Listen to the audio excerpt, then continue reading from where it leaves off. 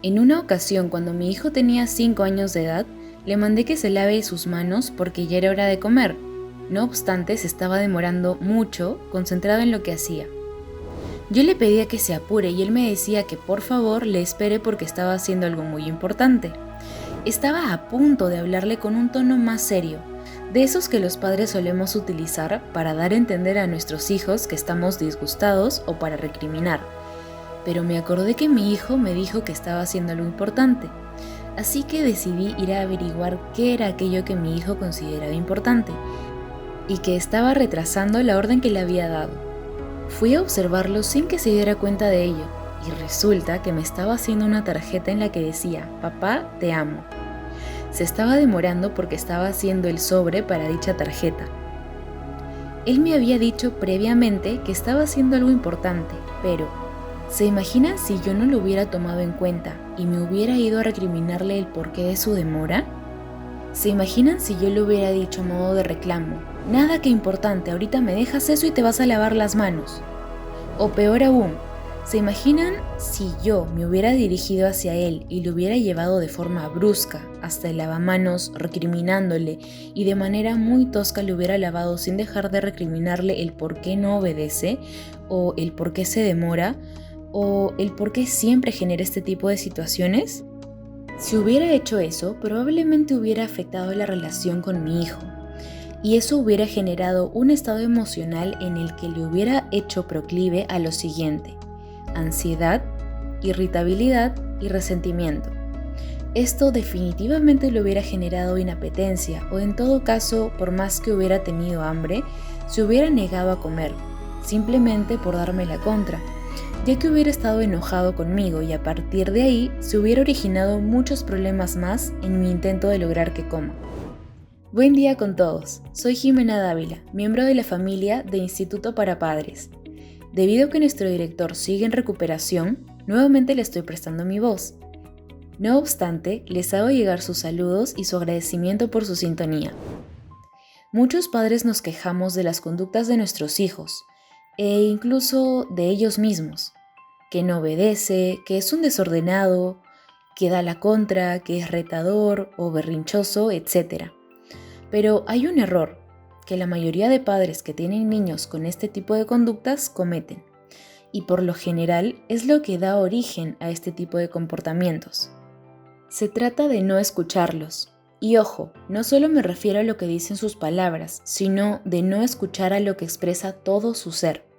En una ocasión, en una asesoría privada, una madre me comentaba que su hija de 11 años se peleaba muy seguido en su escuela, que sus profesores constantemente le daban quejas, que no quería hacer las tareas y que además se demoraba como 45 minutos cambiándole de ropa.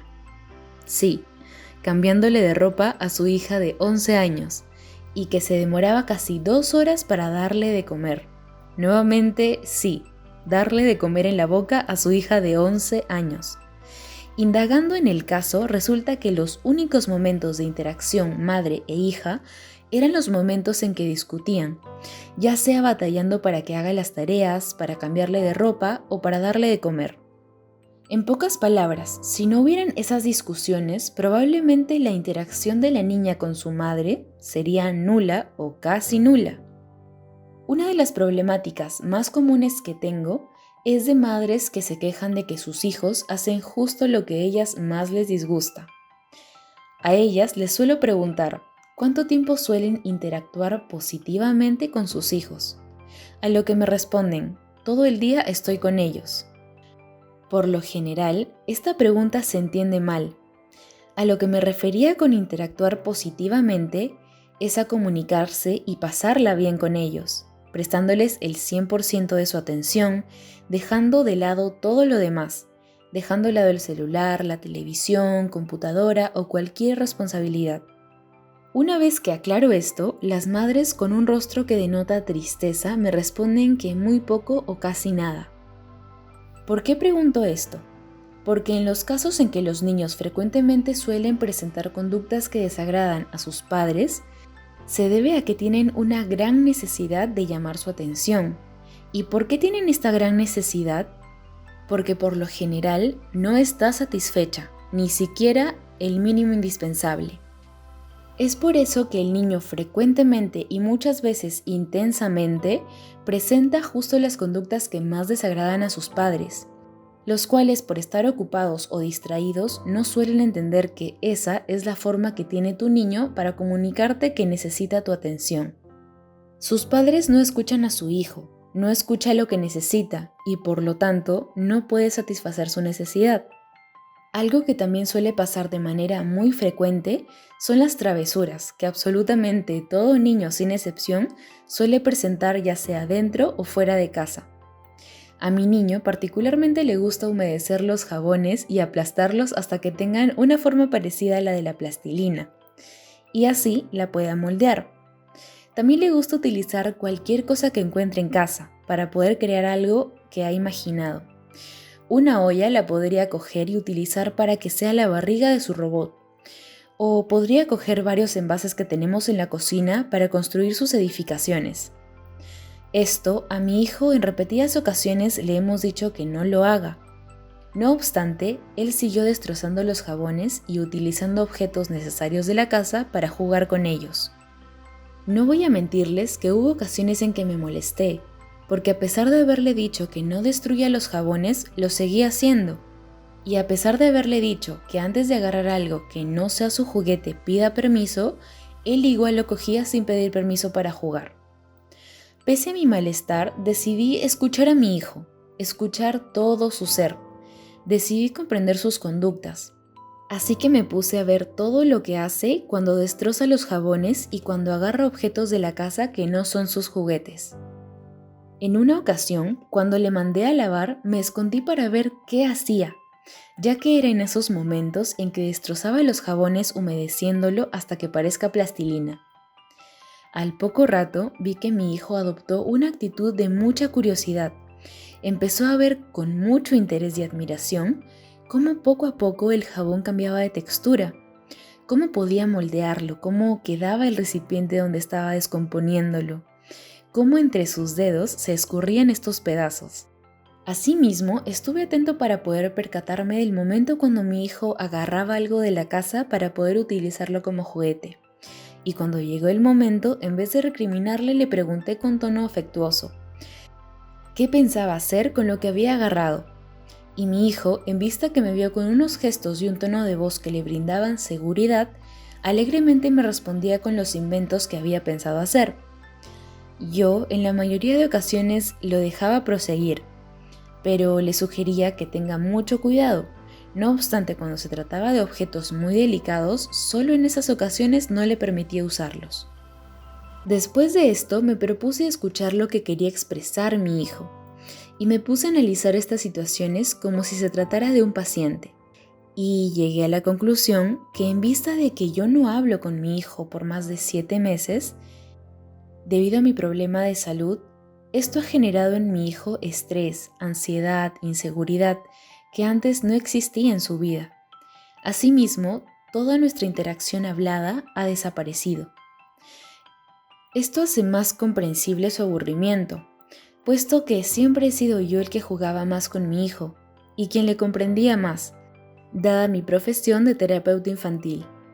Una vez que analicé sus conductas y llegué a mis conclusiones, pude no solo comprender, sino también tener la certeza de que no se trata de malas conductas de fondo, sino que se trata de la naturaleza que tiene todo niño por explorar, por investigar, que se trataba de una forma que tenía mi hijo para canalizar toda la ansiedad y malestar que ha surgido en él a raíz de mi enfermedad, y que era su forma de llamar mi atención, de decir, papá, te necesito en mi vida.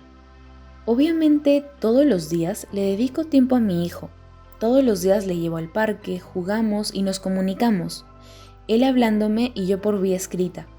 Pero definitivamente es muy diferente escribirle a un niño de 6 años que hablarle en un momento preciso.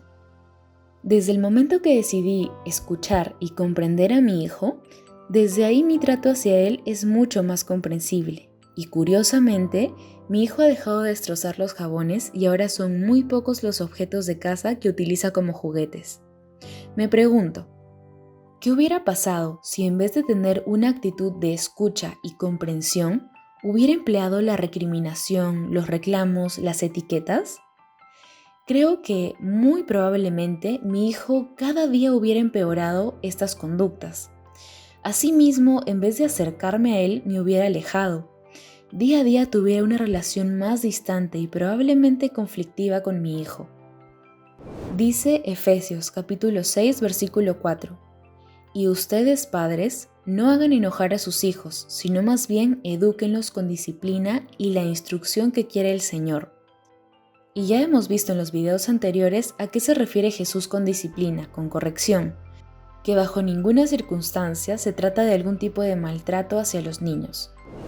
También, en Colosenses 3:21 nos dice: Padres, no irritéis a vuestros hijos, para que no se vuelvan de poco ánimo. Como lo entiendo yo, es: no irrites a tu hijo para que no tenga problemas con su estado de ánimo.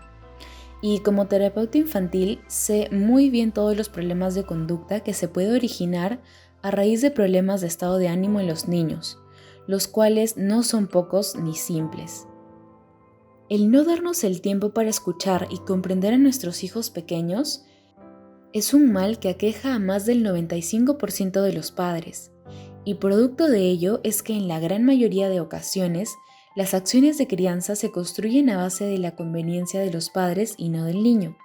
Por ejemplo, estoy cansado, así que más conveniente se me hace dar el celular a mi hijo que jugar con él.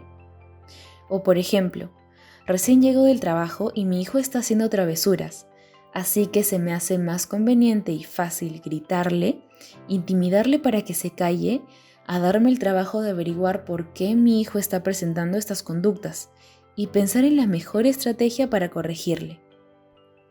Estos errores los cometemos porque no sabemos qué es lo mejor para nuestros hijos, y no lo sabemos porque no nos damos el tiempo de escucharlos o de conocerlos y comprenderlos.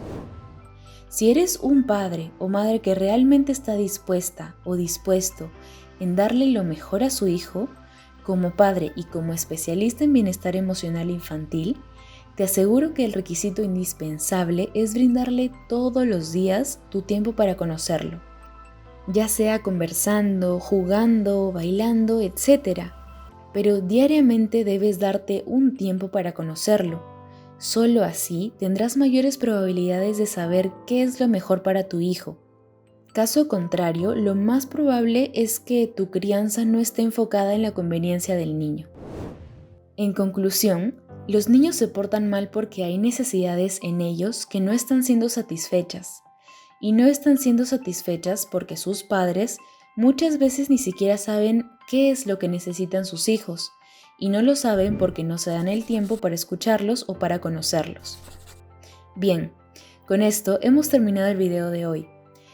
Les hago recordar que este video fue creado por nuestro director Guillermo Ciesa, quien les manda un cordial saludo. Les agradece que semana a semana nos acompañan y les hace recordar que, para corregir, no es necesario agredir, y que si corriges y educas con amor, tus niños aprenderán mucho mejor. Se despiden Guillermo Ciesa y Jimena Dávila. Hasta la próxima.